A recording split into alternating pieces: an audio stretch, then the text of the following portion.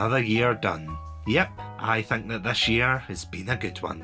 No shenanigans and or hijinks here. Did someone say Burns? What? No! How did you even get in here? I had a key. Of course you did. Alright, lay it on me. What grand finale of the year do you have planned this time? So, picture this. We bring back the first and last series, but with a Simpsons twist. And? No, that's it. Just a review of the holiday classic Simpsons episode, Simpsons Roasting on Open Fire. Oh, wow. That actually took me by surprise, I'm not gonna lie. For a second there I thought, wait a second, what do you mean, last? Well, we have to log into Disney Plus to get this. That's bad. But it's a surprisingly touching episode. That's good. But it stars Darren Brown. That's bad. The episode is also 2 episodes in one. Huh? That's good. Can we review now? Fine. Welcome to Chatsunami. Hello everybody and welcome to the final episode of Chatsunami in 2025. My name's Satsunami and joining me is none other than the lore master of The Simpsons himself. It is Andrew. Andrew, welcome back. Thank you for having me back. I don't know if I should be called the lore master for this one. I think you might be overestimating my knowledge of The Simpsons with that one. Oh, poppycock, I'm sure.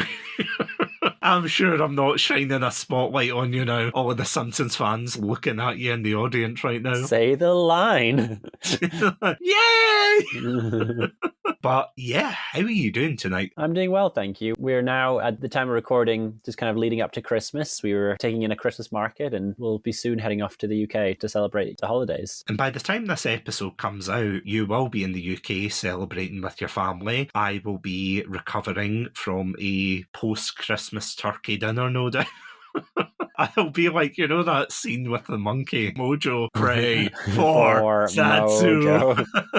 That'll just be me and Boggs Day. Or rather, that'll be me today, you know, to keep up the illusion. Yes, that is me today, right now. Yeah, we do record on the day of, where it's actually live. We're actually live right now. It puts a real strain on the podcaster's vocal cords, you know, doing it live. Nice reference. Thank you. There's going to be a lot more, trust me, because, yeah, you and I were going back and forward saying, what should we do to, you know, cap off the year? And I think last year, did we not do War of the Rohirrim? Because time is a flat circle. I keep thinking, was that last year? Was that the year before? I think that was last year, wasn't it? I think it was last year because you did a reaction episode with Martin McAllister initially, and then we did our longer review later that month. I think it was a Boxing Day episode or something like that. Yeah, because usually the final episode of Chatsunami always lands on the Friday, of course, but for the end of the year, it usually lands a couple of days after Christmas. But of course, this time it's landing on Boxing Day, and we don't really have a say in the way that the calendar goes. We're not Julius Caesar. That wasn't a Simpsons reference, by the way. That was just a very niche history joke. But yeah, so we thought, what can we do? And you, of course, brought up the idea of bringing back the first and last series, which is something that you and I have been dying to bring back, but we've not really found the best topic. We've been going back and forth. What one should we do? The last one that we were going to do, of course, was Doom, but ever since we said, oh, let's do that episode, a new Doom game has come out since. So I'm worried it's some sort of curse as well, because after we did the last one, you lost your co-host. Yeah. For legal reasons, I didn't lose him. He was just lost to the void. I don't know if I'm going to somehow disappear after this one. I don't feel so good, Mr. Satsu. Hopefully not. Hopefully not. But yes, that existential horror aside. So yeah, we went back and forth, and of course we landed on one of our favourite topics of all time, that of course being The Simpsons. And seeing as yesterday, technically, was Christmas Day, according to that wee boy in A Christmas Carol, we decided to talk about the very first Christmas special of The Simpsons, Simpsons Roasting on an Open Fire, and the most recent one, which apparently came out last year, which I didn't realise. I thought there would have been one sooner, but apparently not. And that, of course, is Oh Come On All The Faithful, which I've heard a lot of people say that it should have been called Do Come On All The Faithful, but It's quite a mouthful. yeah, exactly. It's The Simpsons. Mouthful of donuts.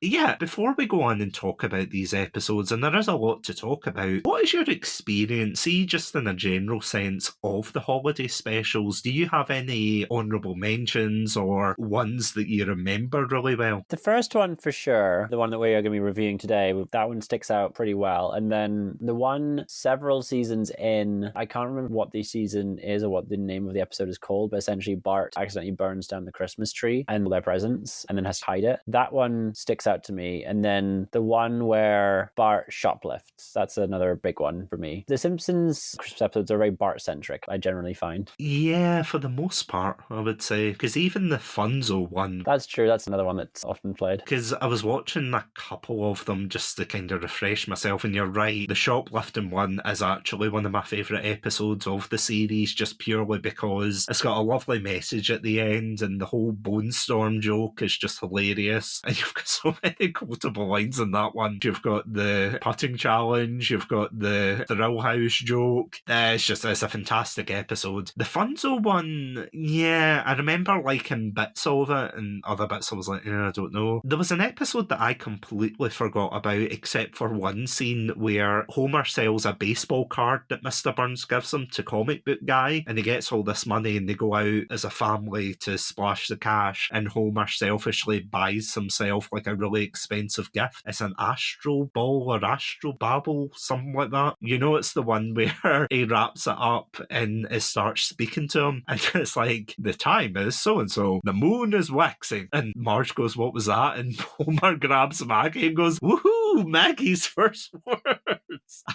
don't know why I find that so funny, but that's the one where I think he watches Mr. Magoo's A Christmas Carol, and he decides to renounce his ways and become the nicest person in Springfield, and Ned becomes jealous of him. There's a lot of really good episodes though, and ones that I would say are probably not as good.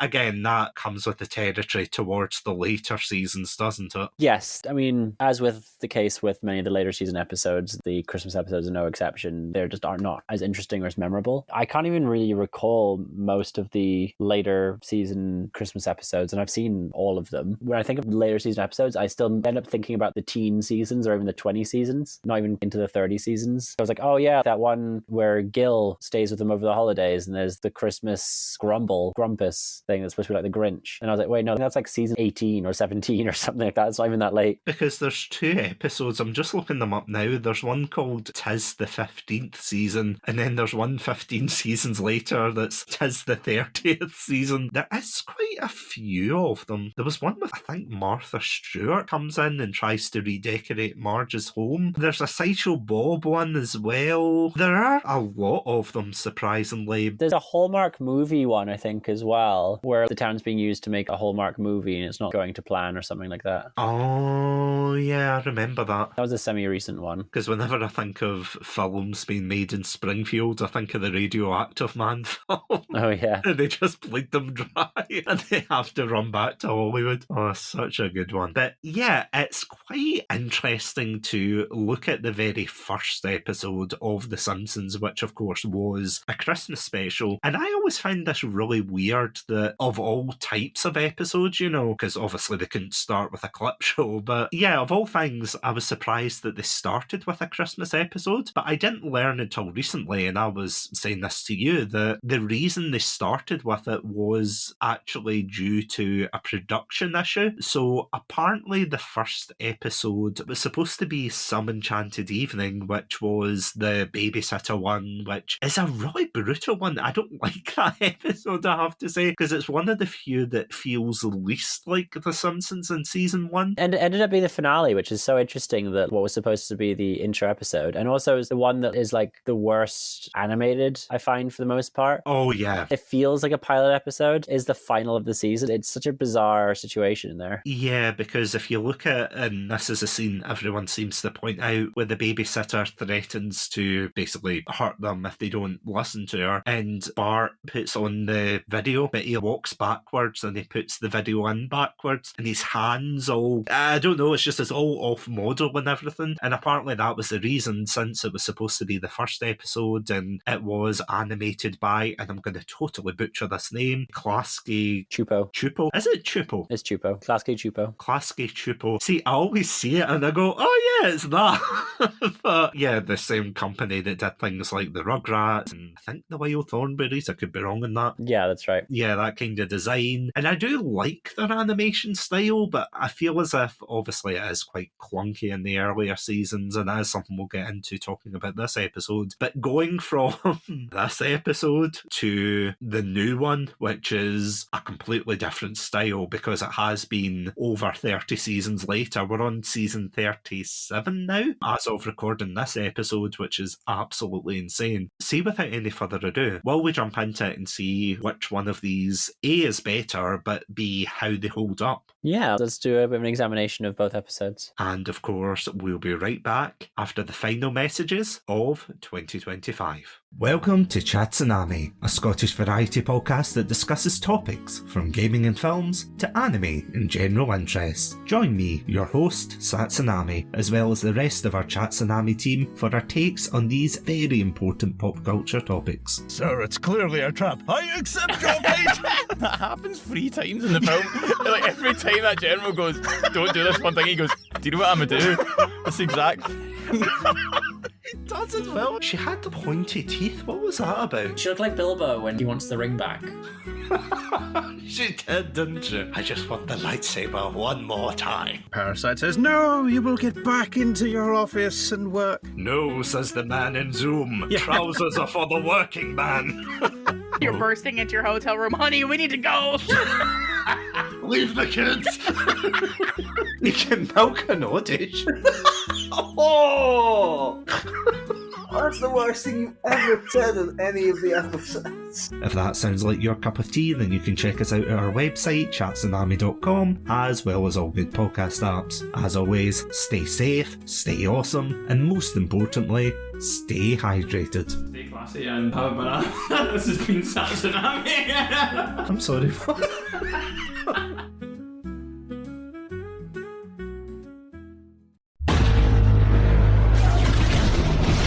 We're Seismic Cinema.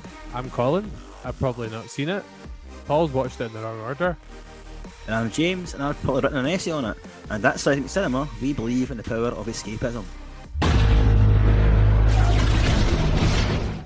Oh, thank God for that. That'll do. And we are back. So, let's talk about Simpsons Roasting over an open fire. Andrew, going on to you. See, overall, when you rewatched this, what were your thoughts on it? Did you like it, or...? Yeah, I mean, it's a very kind of sweet introductory episode to The Simpsons. I know they were kind of forced upon them given the delay in the timeline of episodes coming out that they ended up being. Christmas episode for the very first episode, which is so unusual for any show to start with a Christmas episode. But they have such a wonderful story that they tell through this episode, and it really kind of endears you to a lot of different characters. And it really gives a good introduction to the characterization of so many of these characters as well. Whereas, again, and this was completely unintentional because it wasn't supposed to be the first episode, but you're introduced to characters and you kind of have to get their deal straight away. That you're introduced to so many of the ensemble cast. You see Principal Skinner, you get to see Grandpa, you get to see Patty and Selma. I'm trying to think of their kind of ensemble. You get to see Mo the bartender and Barney. Like, there's so many different characters, and then you're introduced to their pet dog by the end of the episode, Santa's little helper. There's a lot of kind of heartfelt moments in this, and there's a lot of introductions to characters in this episode, and it's so interesting. Oh, Mr. Burns and Smithers as well. Oh, yeah, of course. That is the interesting thing, because as we said before, the messages there, that this wasn't supposed to be the first episode, but that explains why in the following episode, Santa's little helper isn't in the house. It's something I never really noticed watching them growing up or rewatching them, but then you think about it and you go, yeah, where is Santa's little helper? He's not always there, but you know, you think, oh, maybe he's in the background or maybe he's in another room, but no, because of the order, he's just not a part of the Simpsons family until that point. But you're completely right, it is quite a sweet story, and something I find quite interesting about it as well is it feels a lot more realistic in terms of Simpsons stories, doesn't it? In terms of comparing it to real life rather than the later ones where they were quite wacky and zany because it begins with Homer and Marge going to the Springfield Elementary Christmas pageant, and then it's them getting ready for the holidays and everything, and then they're going out gift shopping, and they're doing very relatable things, aren't they? Yeah, it feels very of its time as well. It kind of reminds me of Nativities. well, more like the Griswolds from National Lampoon. There's a lot of similar beats in this episode to National Lampoon's Christmas Vacation, which is very of its time because it came out at a similar time to this. And yeah, there's a lot of relatability in mostly Homer, because like Homer becomes a kind of a parody of himself as the series goes on, whereas at this point he is just kind of this down on his luck bozo. Even the case of he felt like he let his family down by not having the money for Christmas when there was kind of a dependency to get the Christmas bonus, which was not a case of Marge was also kind of expecting the bonus for their Christmas shopping as well. And so because Burns decided none of them were getting it, he didn't have that money anymore. So it wasn't his fault in that situation. And then the money that Marge had set aside was then spent on Bart. And so they were in a situation where they just didn't have the money for Christmas as a result of reasons that weren't down to themselves other than perhaps poor parenting on the part for Bart. Yeah, because I know that's Bart's whole thing back then. He was the rebellious young child, and he was not liked, ironically enough, by the American government at the time, I think. Oh yeah, Bush Sr. hated him. Oh, that's so funny, that clip. For anyone who doesn't know, there's a clip of, I think it was a speech by George Bush Sr. where he was saying that families should be a lot more like the Waltons and less like the Simpsons, which was really weird. And I think the Simpsons replied to that with a clip of Bart saying like, oh, we are just like the Waltons, we're both praying for the end of the Depression or something like that. It was really tongue-in-cheek back and forth, but it was crazy to think that the president was calling out a cartoon, which clearly wouldn't happen nowadays, of course. Definitely not. We like to remain apolitical on this channel.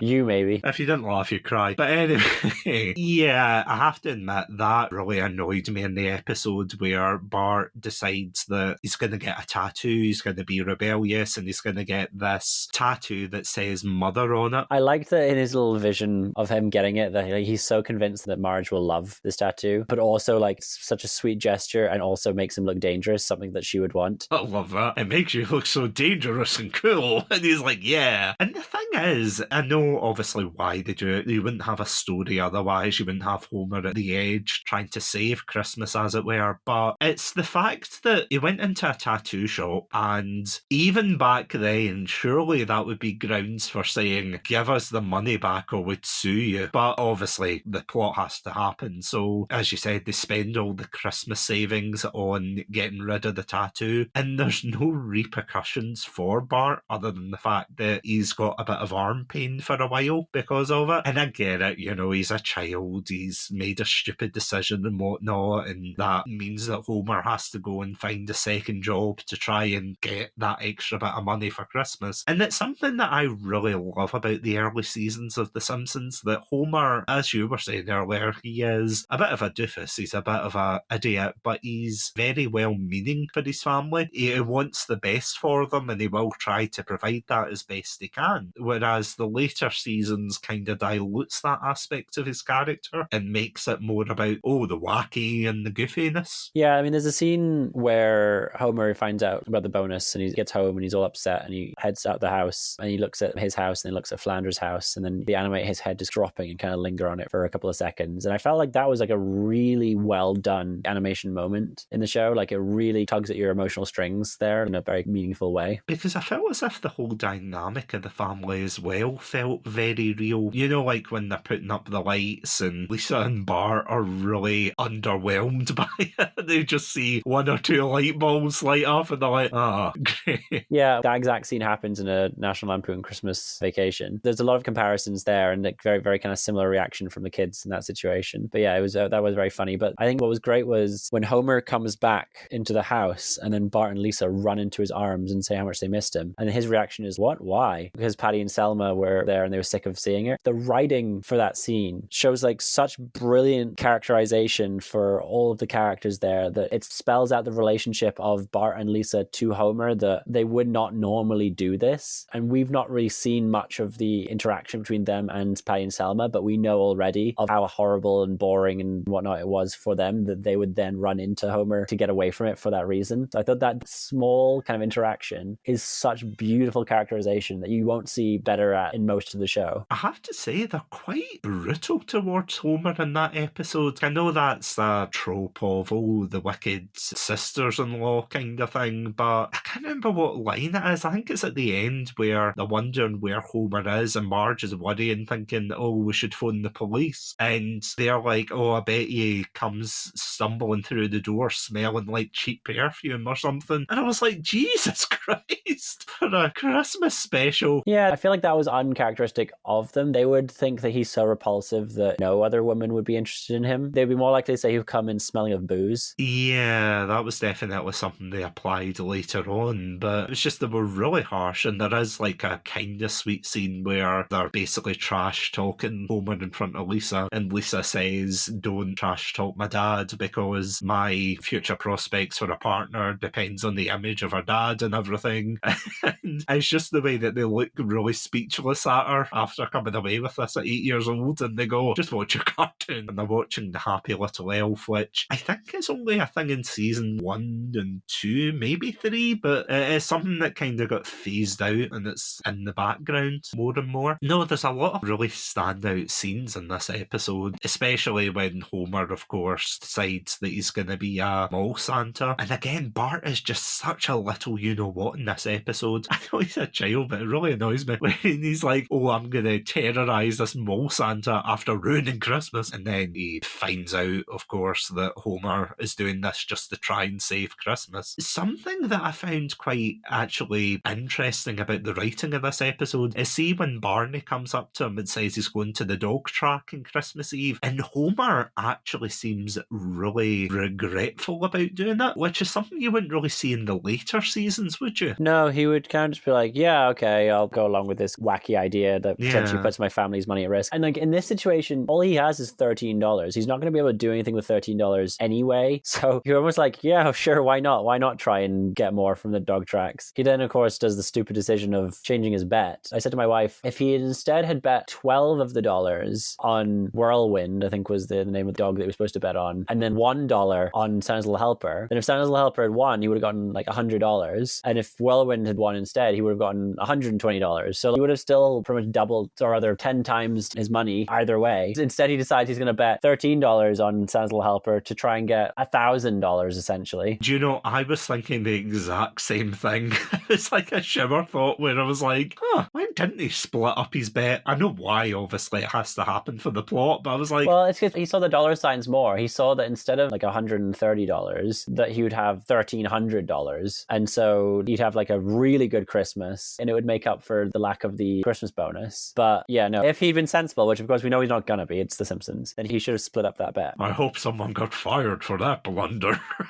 What I quite liked, the transition of Marge telling Patty and Selma that Homer had said, he's taken Bart caroling, and it cuts to Bart and Barney singing, we're in the money, we're in the money. So they are singing, and I thought it was just a clever transition. And it's one of those kind of things where I don't feel like the writers are on that same kind of wavelength now to be able to do similar jokes. And this is something that I've spoke about in past Simpsons episodes, where the thing that I love about early Simpsons up till about season 7, 8 is how they managed to marry the heartwarming aspect of it and the relatability with the comedy and kind of outlandish situations, but not too outlandish that you can't really relate to it. You know, because the whole idea of Homer becoming a mole Santa and everything in secret, it is kind of a goofy premise, but it's not unbelievable that this is a man that wants to try and do what's best for his family. I mean, for goodness sake, he goes out and he steals a tree and nearly gets shot in the process, which I do love that when he brings it home and Patty and Selma are like, why is there a birdhouse in it?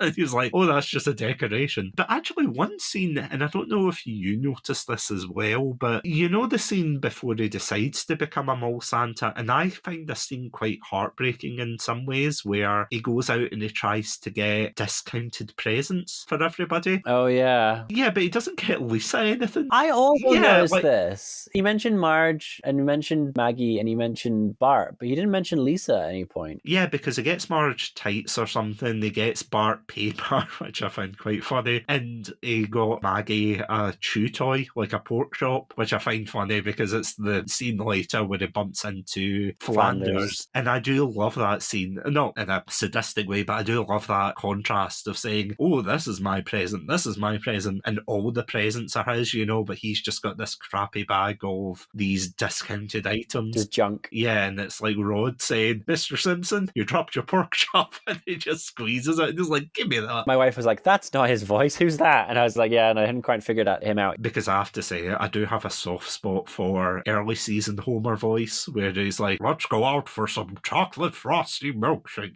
That kind of really weird deep voice. I liked another kind of early season bit of Bart's twist mouth when they kept poking his arm. He's like, quit. I love that. I know Matt Groening apparently hated that. Yeah, he hates the twist mouth. The kind of rubberneck, and he's just, his eyes are going to the shop and his mouth's going to the back door. You're like, it's so weird, but at the same time, there's such a charm to it, such a familiarity to it, that you think, oh, that's the Simpsons, or rather, that's the old Simpsons. I wouldn't say the animation is great in this one, but there's a kind of warm nostalgia to it. I don't think it's bad, though. There are lots of early season 1 Simpsons episodes that are much worse. As we mentioned, Some Enchanted Evening. The animation in that is substantially worse than this one. I think Simpsons of the Wild, or whatever it's called, when they go out in the RV. Yeah, that is a weird episode. I think that's really bizarrely animated. I think there's lots that are much worse than this. I think that as far as season 1 goes, I think this is really good. It's a weird kind of one where, because it's become the first episode, that your first episode is now better than a lot of what followed. Yeah, and I think because this was the,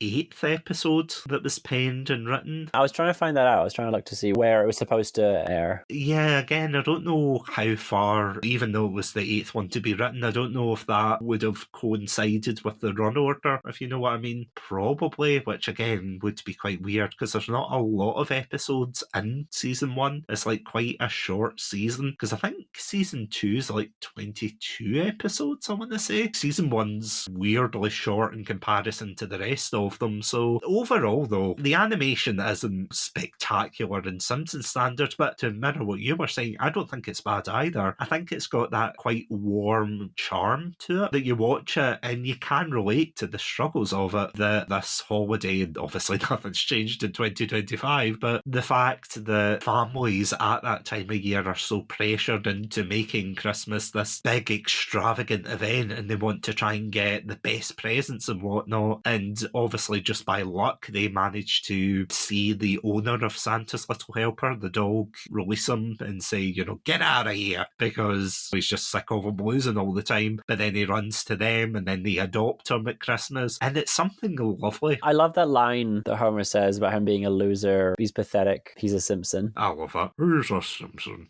It's so good. Apparently as well, and this is something I didn't know, in the commentary track, apparently the writers and such, they were praised for this episode for bringing awareness to the whole issue of dogs getting abandoned at these racetracks. Apparently it's a big issue, or it was back then, and probably is still now if I'm being cynical, but they didn't know about that. It was just purely by coincidence that they were like, oh, okay, that's interesting, but it is still good. And see, as a closing point for this particular episode, yeah, I would say this is a pretty solid Simpsons Christmas special, which I know is a weird thing to say, that's the very first one and everything. Of course, it's going to be rooted in nostalgia. It's most likely going to be one of the first episodes that you're going to watch if you're going to go back to the beginning to compare and contrast. But yeah, I would say this is such a heartfelt episode, and it's definitely an episode of its time, because as I said, I love the beginning when they go to the Christmas pageant at the school, and he's whispering to the other dads, being like, oh, you got roped into this too, oh god, how long is this going to take, and everything. And it just felt so 90s, well, late 80s, early 90s, but that kind of blended into one. But it felt of that time, and it was just something quite nostalgic, because obviously in Scotland, I don't know about you, but we didn't really have pageants or anything like that. Christmas pageants, of course. We had more reenactments of the Nativity for the 100th time every year, but you always had that kind of thing, and you'd think back and go, well, you wonder if parents felt the same. But yeah, it's definitely an episode of its time, but it's fantastic. I really enjoy it. We did mention in that Christmas pageant, for one thing, Maggie's wearing the cutest little outfit ever. Oh yeah, is that the star? It's the star, and like she love wears it it. again in later seasons. It's one that I always really thought was really cute, and my wife adores. She has wanted one for our son for ages now, and we haven't ended up finding a little star outfit, but it's very, very cute. And then also, I feel like we should mention Lisa's performance.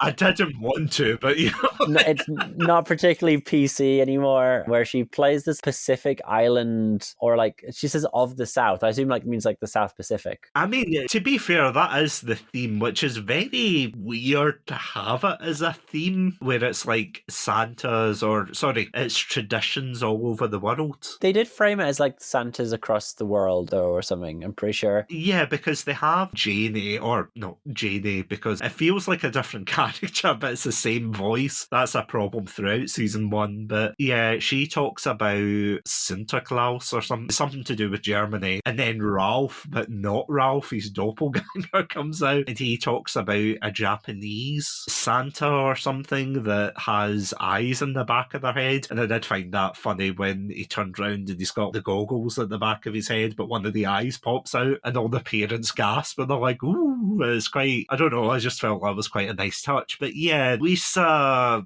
having, and I think people have brought up the animation that it looks like she's supposed to have a bodysuit on or something, but she's jumping around the stage and, as you said, like a very thin grass suit and the mask and everything. Yeah, and she's like a fire breather or something. It feels really weird. It's one of those things of its time they thought were being very progressive by referencing, but looking back was doing kind of the opposite. I don't get the theme of it, because immediately after she does the fire breathing or fire bending, whatever you want to call it, after she does that, it immediately jumps into Bart's grade doing Jingle Bells. I know it's a cartoon and everything, but you think it would be swapped over? Yeah, you would think the older class would be doing something a bit more advanced like that and having like individual performances, whereas the younger class should be doing a group project together. Yeah, and I know why they did it, because obviously they want Bart to start singing Jingle Bells, Batman Smells, and gets dragged out halfway through the performance. Never have I seen someone dragged off so fast than the kid who sang My Ding-a-ling. The show was over. But that whole beginning feels like a bit of a fever dream. And then, of course, it cuts from that chaos to, them getting ready for Christmas. And one scene before we move on, I want to point out as well that I forgot to mention was, see when Marge is writing the letter. And I feel as if this is quite thingy about a lot of families where she's writing the letter. And Bart. We love Bart. It's so good. But it's like when she's saying things like, oh, Homer sends his love and things.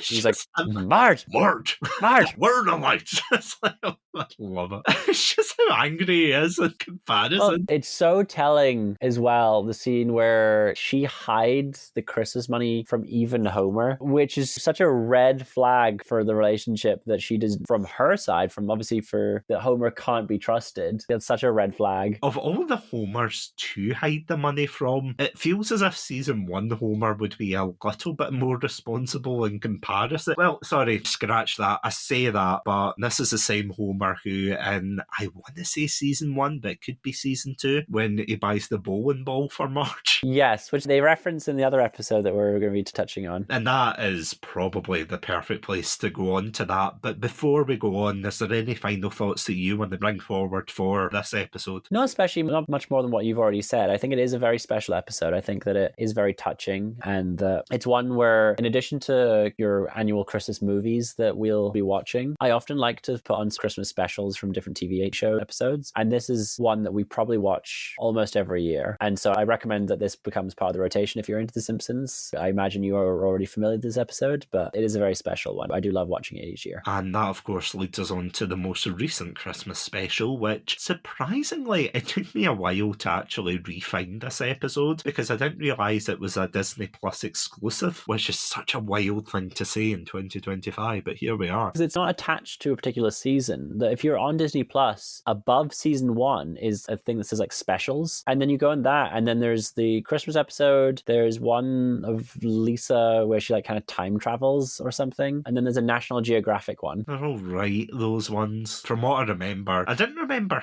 hating them, but I just kind of watched them and went, eh. Yeah, they were okay. I mean, as far as Modern Simpsons goes, they're fine. So they came out in around season 33 or 36. Yeah. And season 35, 36, Simpsons were kind of getting back in the groove of decently written episodes. There was quite a few episodes that were well done and felt a bit more like akin to, not necessarily the golden years, but the teen seasons, I would say. See, this might sound like a controversial point here, but I would say that I prefer a lot of well, not all of them, but I prefer a lot of the newer stuff compared to a lot of the mid to late teen seasons, because it's something that I did notice when I was watching some of the Christmas specials, and they were kind of in the early to mid-teen seasons, and something that really annoyed me, I think it's something you brought up in our Simpsons month, where a lot of the humour based in that was kind of Family Guy-esque. It was very homophobic and everything. It wasn't like, oh, what's the joke here? Oh, gay's the joke, or oh, this is the joke, vulgarity, that kind of thing, me clutching my Marge pearls here. But, you know, there wasn't really a good punchline. It was just gross out humour, or it was just, again, homophobia was the punchline. Yeah, I do think they've lost their edginess in the recent seasons for sure. No, they've definitely dulled down the edges. I wouldn't say there's as much of a bite or social commentary, but I think the animation's definitely gotten a lot better. But I mean, in terms of when they moved to Disney Plus, it was quite robotic, you know, that kind of digital type animation. But now it seems a lot more fluid, and especially for this episode, we're going to talk about O Come On, O Be Faithful. I really like the animation. I was surprised at how they blended the old type of animation with the new, if that makes sense. Yes, that was going to be one of the points that I brought up in my notes, that the animation is so elevated. I think that's not necessarily a case of, oh, this is the new season's animation, the newer seasons are like this and they're really good kind of thing. I think that there was a lot of budget put into this special, and we're going to get into it in a little bit more depth, but there's a lot about this that feels so much more elevated than any of the newer episodes. I will go as far to say, and I'm getting ahead of myself a little bit here for what we're going to talk about, I'll go as far to say that this is the best written Simpsons anything for the last 20 years. I think that there's a lot to praise about this episode. We'll get into it. Yeah, there's one caveat I have for that, but yeah, as you said, we will get into that. And of course, the premise of the episode is one that I have to admit I really don't like. It's Derren Brown, the, what would you call him, hypnotist, mentalist? I think mentalist is a good term for him. Yeah, he's very popular in the UK, but I've heard that he's not really as popular in America. Yeah. Is he still popular in the UK though? Because I knew he had those specials 10 plus years ago. Like, is he still doing stuff? He's doing The Simpsons.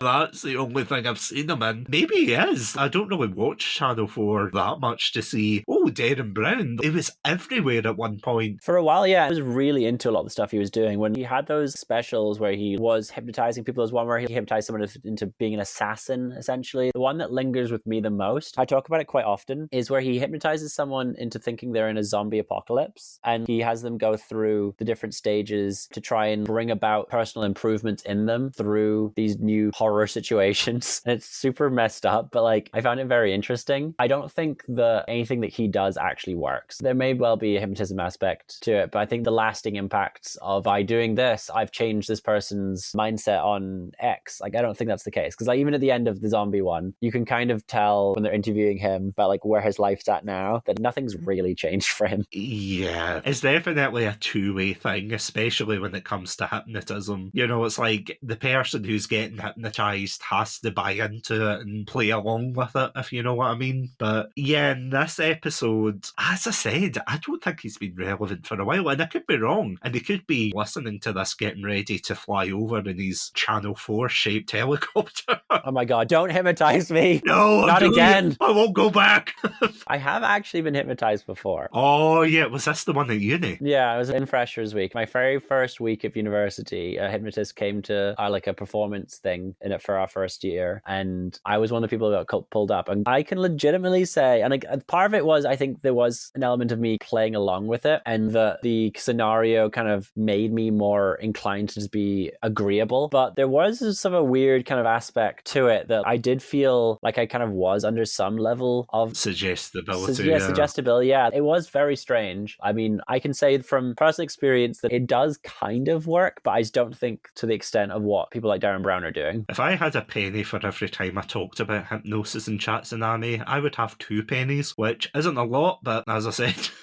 As weird as happened to Nice Doofenshmirtz reference. Yeah, thank you. Of course, the other instance being the interview with Cindy from the Hypno Wellness podcast. Another great episode, by the way. Definitely go check it out. But yeah, going back to the episode, I did not like his whole inclusion. Again, I find it weird that they brought in Darren Brown. They even make jokes. Oh, who's Darren Brown? We don't know, and everything. And you're like, this is becoming less of a joke and more of a roast to Darren Brown. Yeah, it seemed kind of sad, didn't it? Mel was like, I have BritBox, and even I've not heard of you. And he's like, okay then. It's also weird hearing BritBox said in The Simpsons. I was like, oh no, is this where we're at? The Simpsons. But yeah, the whole thing is he tries to make Springfield, which has been ranked as the least Christmassy town, into the most Christmassy town. And through hypnosis, which I find quite funny, he turns Homer into quote-unquote Santa to become a more thoughtful partner and a more thoughtful person. And the whole town buys into the placebo effect, believing he's Santa. And initially when I saw this bit, I thought, this is an okay episode. It's nothing special. I wasn't a big fan, as I said, of Darren Brown. I wasn't a big fan of Homer being Santa, because we've already seen that several times, even Ralph being his elf. I thought, that's okay. But the bit that really turned it for me, and I think this is the thing that everybody praises, is when they're in the town hall and Ned Flanders basically has a breakdown because Darren Brown's saying things like, oh, all of you just believe in a mystical person in the sky and blah, blah, blah. And, you know, Ned starts to compare that to his own religion, his own faith. He has a breakdown. We don't know why initially. We're like, oh, right, that's weird, because he's been challenged before for comedic effect. But then they have quite possibly one of my favourite scenes of the series. Honestly, it nearly made me tear up when he is talking to Marge and he's talking about how he has lost 2 wives in the series, which is so bloody tragic, and I hope they don't give him another wife, because the first wife, I think you mentioned this in Simpsons Month, was because the voice actress for Maud wanted more money, so they killed her off in like season 11, I think. Yeah, they could have just recast her. It was such a weird choice to be like, no, screw you, we're just going to kill your character. Yeah, it was so mean-spirited. But they killed her off, and then they paired Ed with Edna Krabappel, and that was a shame because the voice actress for Edna died in real life. So instead of recasting her, they decided just to kill her off in the show. And that was really heartbreaking because obviously they had to kill her off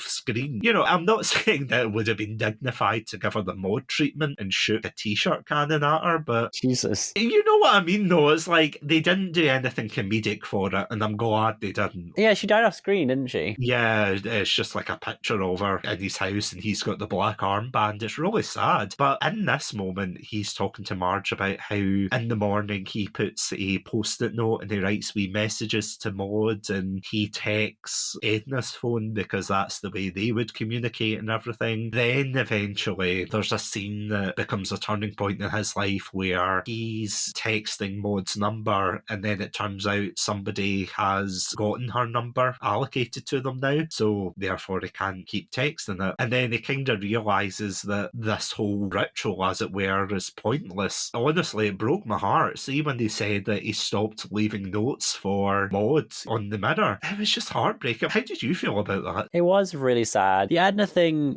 I can't do that anymore, unfortunately, because of the number being reallocated, but you could still do the Maud one. But I guess if he thought that once he kind of re-examined one routine, that he kind of re-examined both of them and didn't feel it was necessary to do that anymore. It was very sad. And you do feel for Ned, who kind of becomes the butt of the jokes. And around the time that Maud died in the show, Homer was his jackass Homer point where he was like, he'd make fun of the fact that Maud had gone or just be very forgetful about that fact. I think there was one scene, one of the seasons where he was like, who? And Ned was like, Maud, you fell into her grave during the funeral? It was like, Jesus Christ. There's a throwaway line where he also says that he blocked the ambulances from coming in to revive her. Oh, right, yeah. There was a scene where they're trying to hustle Ned at one point and they try to convince him that Maud had ordered a custom Bible and they were trying to scam Ned for money by using Maud. That was really messed up as well. Oh, it's horrible. But that's what I love about this episode, because Homer technically is out the way for the most part of this episode. He gets dehypnotized and everything, and he still decides to be Santa, but he gets arrested, and then in a funny scene, Ralph lets him out of the jail cell. That's quite a funny scene, but at the same time, that's a very B-plot side of it. But the majority, ever since the scene of Ned's breakdown takes place, that becomes the focal point of this episode, which I think was a great choice, because if it was a whole, oh, Homer's being silly again, it's like, oh, great, here we go. But this dive into grief, and especially for someone, although he's been flanderized, which, let's face it, he's the one that coined the term, he went from just a typical successful middle-class family man to a religious zealot, as it were. I did love the de-godifying of his house. That was very funny. Yeah, where he takes off the stained glass window and everything. Takes off the stained glass window, he goes into the medicine cabinet and takes out the thing that's just essentially just praying for good health and actually puts like real medicine in there. And he's also got the normal mug and the devil full coffee rather than the decaf. Yeah, and it's just regular mug. I feel as if that part of the episode does drag, though, because there's a scene where Bart tries to scare them into getting back into religion. Yeah. It didn't feel as if it was necessary, but it does lead to one of my favourite scenes of the episode, where Ned and the boys, they go to the Simpsons house, and as they're bonding over hot chocolate, Lisa tells a story, and this is something I genuinely didn't expect in this one. She tells a story from Buddhist mythology, and essentially it is talking about a blind sea turtle who lives at the bottom of the ocean. Every 100 years it surfaces and it puts its head through the middle of it. Every 100 years it surfaces for air, and it just so happens that on this occasion that it surfaces its head through a floating ox yoke. Which is quite a beautiful thing, because the whole lesson of the story is it's all about,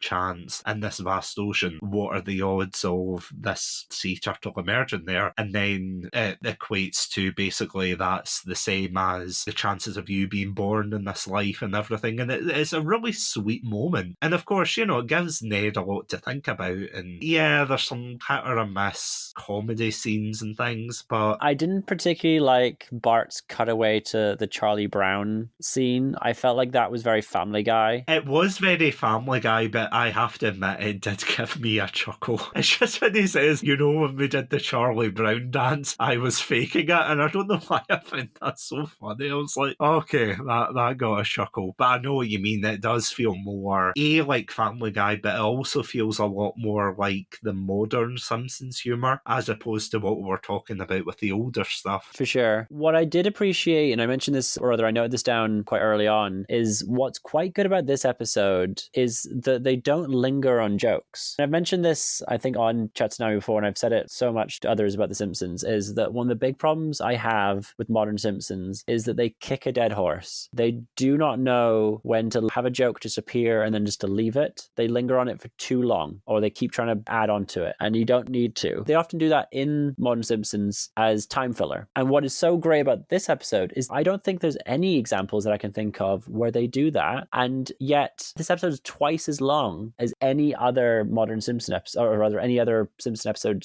period. There's none of that, and I want to praise it so highly that they refrained from that. And I don't know if they had a different writing team on this than they typically do, because it's so much better, I think, than most of what else you'll see. No, it is, because as you said, a lot of the jokes that are made in the newer stuff, it does tend to linger, but I can't think of many moments in this one, because that, of course, leads to the finale of this episode, which is one of my favourite and most infuriating scenes, I would say, of the episode, because I really do not like how this episode ends, and I'll go into that rant in a minute. But essentially, essentially Ned goes out and he's walking and he has this crisis of faith and he meets Professor Frank, who is, of course, as we know, a man of science, Hoy Glyven. And he says, oh, why don't you come on board? I'm about to do a deep sea dive. And he dives in this submersible craft and they see these, I think it's like, I can't remember the name of it, but it's like these types of aquatic life that are just in this big conga line and everything, and it all looks beautiful. There's the angelic music in the background. I thought their discussion was some of the best writing I've seen in years for The Simpsons, when he says, oh, do you believe in God? And Professor Frank says, well, as a man of science, I have to keep an open mind and everything, and I'm not necessarily ruling out the idea of intelligent life or an intelligent creator. And I thought that was so refreshing. You know, it wasn't just this Reddit tier atheist argument of, you know, oh, God's not real, don't be so stupid, Flanders, kind of thing. It's like they treated the subject with a lot of respect, you know, without going too far in either direction. They weren't overly praising religion and they weren't overly praising science. They had that compromise in the middle, which was so damn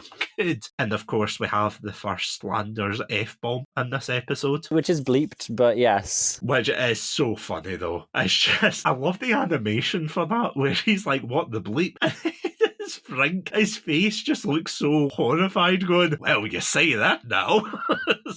And of course, as they are rising, the submersible blows up and everything, and Flanders, he drifts up, both of them drift up, and in an odd twist of fate, he finds himself in the eye of the ox yoke, which, of course, as we were talking about before from the mythology, and that sparks his faith again. And I loved that. I thought, that's incredible. This is such a good episode. And then the ending happens, the twist happens, and I really did not like that. But sorry, before I go on to that quickly, is there anything you want to say about that particular scene? No, I thought it was very beautifully done at the time. It does devalue it slightly with what's about to be revealed, but it is a very sweet scene. It is very nice to see Ned regaining his kind of appreciation for life. And I was going to kind of bring this up later, but I think it's kind of worth sort of saying now. And this is kind of a quote from my wife watching it and kind of what she thought by the end of it, that we both appreciated that it told a story of Ned believing in God and Christianity again, without the message strictly being about God or Christianity. There was no divine intervention that helped him to believe. It was him regaining faith on his own terms through just a general kind of appreciation for life and what he perceives as God's creation. I do love that about it, because faith is, and not even just Christian faith, we talk about Buddhist faith as well in this episode, that it's such an important part of people's lives, especially for the holidays, and especially for this time of year where people might be alone or they need that extra support that other people might not be able to provide. And especially with Ned losing 2 wives, for God's sake, and having to bring up 2 children on his own, it was fascinating to see them treat it with such dignity. You can't see it now. I've drawn what that looks like on the board, but can I borrow a feeling? Maybe not. But it was so interesting. And you're right, because it didn't feel as if they overly hit you over the head saying, oh, it's because of God and everything, or oh, it's because of this. It felt very natural that Ned found his place within his belief system. It wasn't that people were trying to force something on him that he didn't want. He wasn't doing it out of fear. And I have to admit, although I didn't like the whole Bart trying to prank them thing, I did like that idea that he was trying to get them to fear Satan so that they believe in God again. And Marge rightfully scorns them and says that's not how that works. But yeah, as you said, and your wife said, he did it on his own terms and everything, and that was so beautiful to see. Now, the thing I hated was when that was all undone, because Darren Brown comes back at the very end and he says that he orchestrated the whole thing, except for the ox yoke thing, which they try to leave ambiguous, but I feel as if the damage is done by then, when they're like, oh, we got Patti LaBelle to sing in the background, we orchestrated all the fish going around and everything, we filmed it in a controlled environment. That they weren't actually at that severe depth, they weren't actually in danger there. I did not like that. I did not like that at all. That is the one thing that I hate about this episode, and I can see why people hated the episode. For all the Ned stuff, I don't get why people hate that, but this is the moment that I think really ruined the happy ending for me, I would say. Yeah, it does cheapen it. I do agree that it does cheapen it by having it be revealed that it was all fake and whatnot, but I still appreciate it regardless. I still thought that it was still well done. They could have gotten away with not including that scene. I just wish they did. But I did appreciate the end where Homer accidentally gives Maggie's present to Darren Brown and he misconstrues it as being that he's actually Santa. I did quite like that scene. Yeah, that was quite funny. Was it like a $20 gift card to Applebee's or something? Yeah.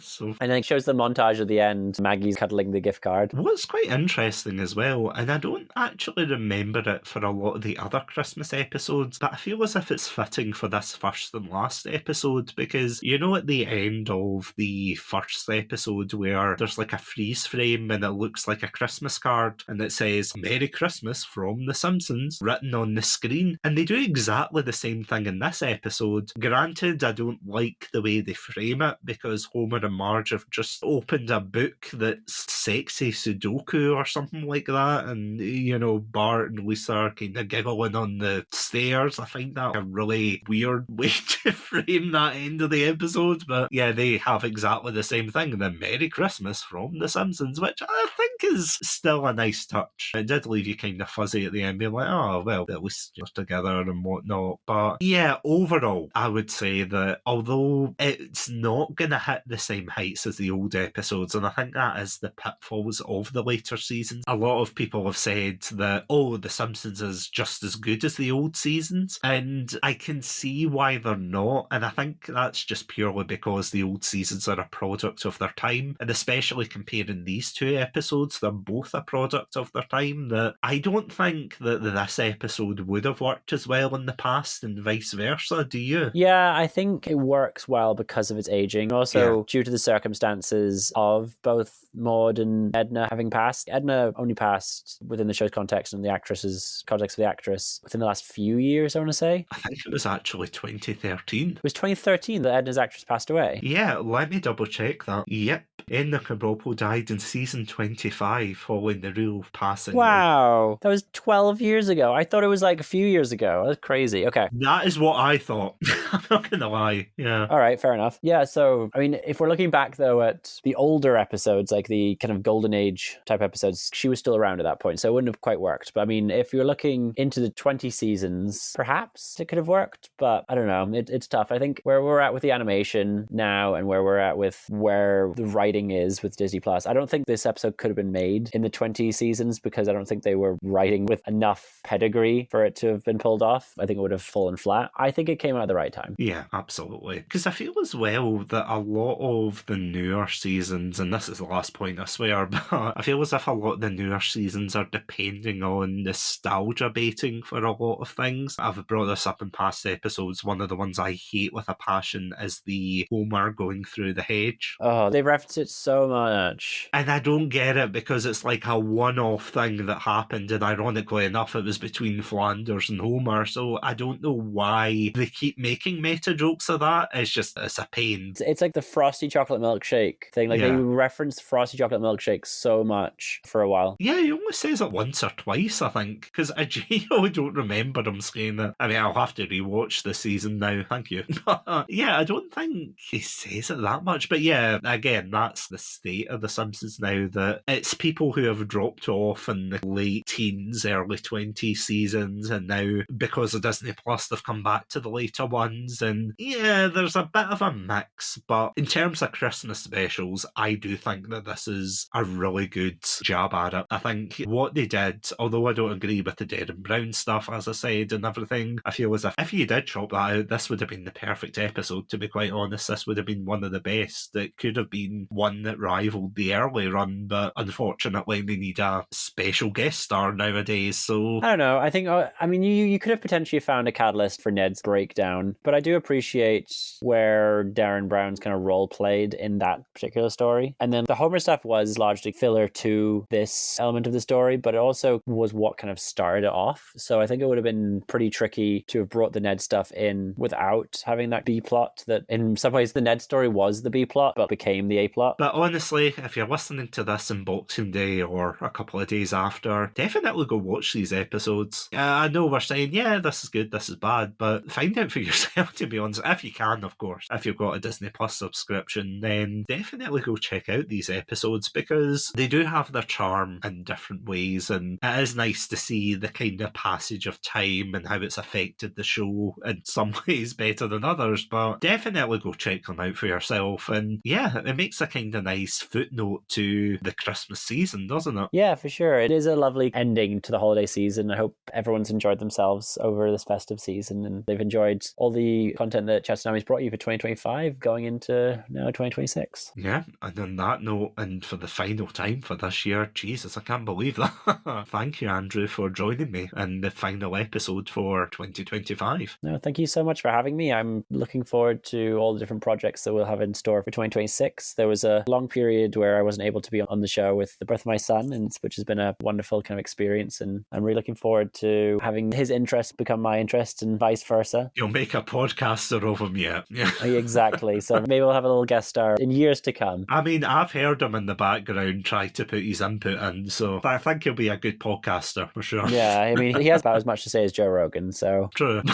Ooh. That controversial footnote to end Chatsunami. But yeah, at the time of this coming out, I'm currently in the UK, and I will be for a few weeks. So hopefully Satsu and I will be able to hang out and maybe even record an episode in person, which we've never done thus far. So we'll see. Surprisingly so, but yeah, I'll definitely bring the mics when we meet for sure. And yeah, if you hear an episode in January or any time later in the year, then you'll know we succeeded. But as always, thank you all so much for listening to the podcast in 2025. Honestly, we couldn't have done it without your support, so thank you so much. And yeah, if you want to listen to more episodes from this year, as well as all the way up to 2020, God, this podcast is old, then you can check us out on our website, chatsunami.com, as well as all good podcast apps. I also want to thank our amazing Pandalorian patrons, Robotic Battle Toaster, Ghostie, and Cryptic 1991. Thank you so much for supporting the show. And as always, if you want bonus content, early access